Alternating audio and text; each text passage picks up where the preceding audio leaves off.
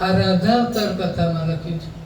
આપણે ભાગવતમાં સાંભળીએ છીએ કે ઉત્તરના ગર્ભમાં જઈ અને ભગવાને સુદર્શન ચક્ર દ્વારા એનું રક્ષણ કર્યું હતું. ખોટી વાત છે. ખરું જો તો આમાં કહ્યું છે કે જે થવાનું તે થવા દેવાનું હતું. ભગવાને કહ્યું કે એના કર્મને તો હું પણ ના રોકી શકું.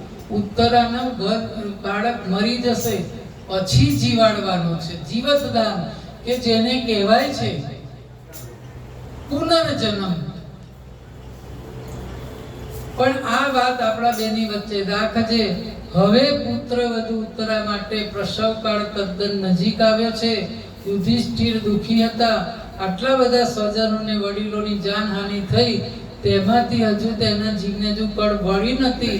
અને મહારાજ યુધિષ્ઠિરનું ચિત્ત શાંત થાય, એમનું મન કામમાં પરોવાય એટલે ત્રણેય ભાઈઓએ મસલત કરી અને ગુરુવર્યની સંમતિ લઈને ભગવાન રામચંદ્રે રામાવતારનો અશ્વમેઘ કર્યો હતો.